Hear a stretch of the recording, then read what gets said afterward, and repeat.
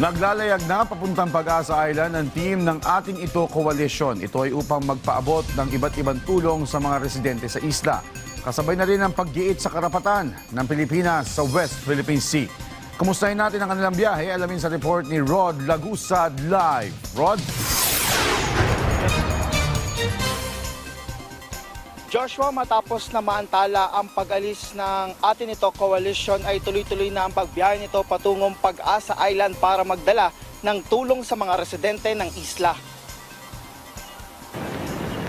Pasado alas 8 na ng gabi nang makalis ang barko ng Atin Ito Coalition patungong Pag-asa Island matapos na maantala ng ilang oras. Bago nito, hindi naman sinayang ng grupo ang oras ng paghintay. Kasama na rito ang pagdadaos ng misa sa panguna ni Father Alan Bondok. Sinamantala na rin ng grupo ang paghihintay at nagsagawa ng repacking ng mga ipamimigay na tulong kung saan kasama sa nakirepack si Akbayan Representative Dada Kirabis Mula.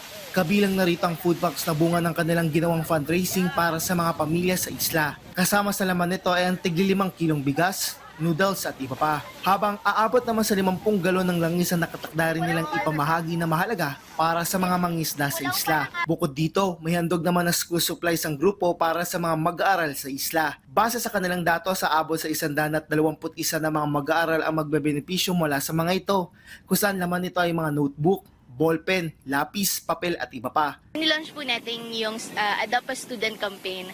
So, worth 200 pesos lang po makapag-supply na tayo makapagdala po tayo ng pag-asa sa mga kabataan po sa Pag-asa Island. Aside from that po, meron din pong mga bahagi po ng Atin Ito Coalition ang nag-fundraising din po kagaya ng hygiene kits. Ang volunteer na si Herna na nagmula pa sa Balabac, Palawan, hindi alintana ang issue na kinakarap ng kanilang lugar kung saan nagawa pa niyang tumulong sa kapwa sa pamamagitan ng pag-volunteer sa grupo. Gusto namin po iparamdam sa buong Pilipinas na ipaglaban natin ang West Philippine Sea dahil atin po talaga ang West Philippine Sea. At nakikiisa po ako sa West Philippine Sea, ang mga tao sa West Philippine Sea. Anya, isa rin siyang mangingisda na nakaranas ng pangaras ng China. Joshua, una nang inaasahan ng grupo ng Atin Ito Coalition na bukas, araw ng Sabado, ay makakarating na ang grupo para magatig ng tulong sa mga isla. May dagdag ko lang, Joshua, tayo ay ngayon ay nasa layong 60 nautical miles mula sa isla ng Mindoro at pasado alas 7 ng umaga ay meron ng namataan na Chinese Coast Guard vessel sa layong 5 nautical miles mula dito sa kinalalagyan namin na MV Kapitan Felix Oca at matapos ng ilang minuto ay lumapit pa to sa layong 3.5 nautical miles. Joshua? Maraming salamat, Rod Lagusad.